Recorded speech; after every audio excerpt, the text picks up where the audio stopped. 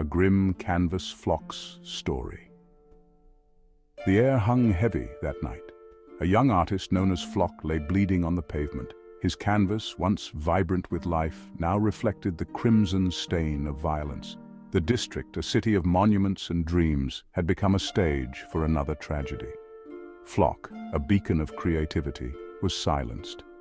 His death, a harsh reminder of the darkness lurking beneath the city's grandeur. Flock's story is not unique. It is a story woven into the fabric of Washington, D.C., a city grappling with a dual identity. The nation's capital, a symbol of democracy and power, is also a place where vulnerability and fear cast long shadows.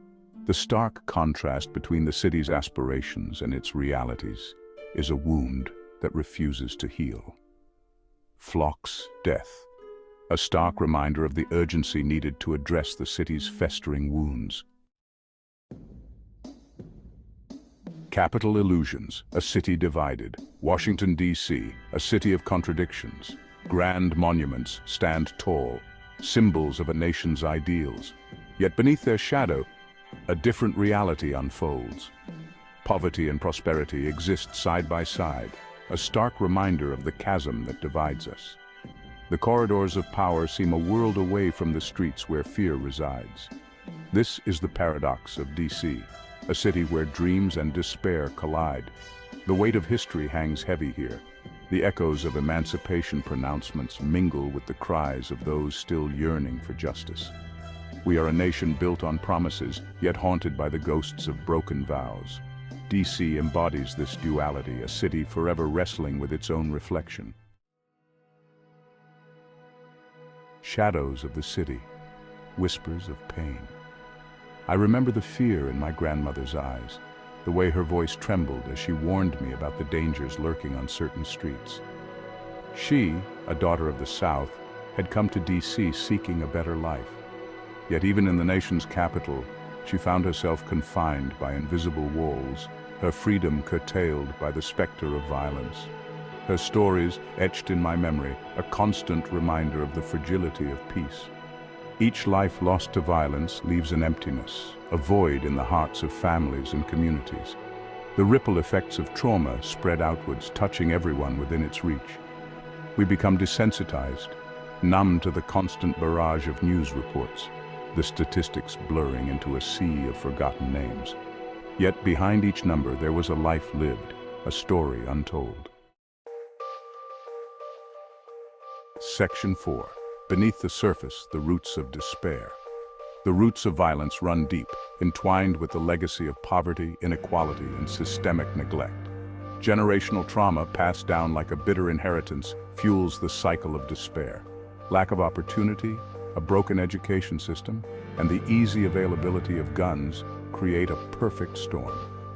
We cannot address the symptoms without acknowledging the disease that festers beneath the surface. We must confront the uncomfortable truths about our society. The disparities in wealth, education, and opportunity are not accidental. They are the result of deliberate policies and ingrained prejudices. Until we address these systemic issues, the cycle of violence will continue. Section 5. A city's cry, a call for unity. This is not a time for apathy or resignation. We cannot allow fear to paralyze us, to silence our outrage. Flock's death, and the countless others lost to senseless violence, must be a catalyst for change. We must channel our grief into action, our despair into determination. The time for complacency is over. The time for action is now.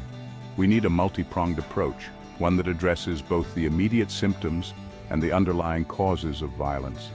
We need investment in underserved communities, job creation programs, affordable housing, and quality education for all. We need to address the root causes of crime, not just the consequences. This is not just a task for lawmakers and policymakers, but a collective responsibility that demands the participation of every citizen. Section 6. Painting a new dawn, a future of hope. Let Flock's death be a turning point. Let us honor his memory by creating a city where art flourishes, not fear.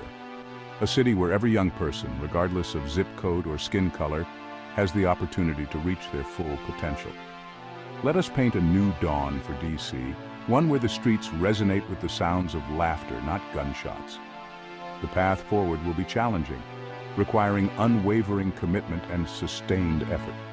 But we must never lose sight of the vision of a safer, more just and equitable DC. Let us work together, united in our grief and our determination, to create a city worthy of Flock's legacy, a city worthy of our children's dreams.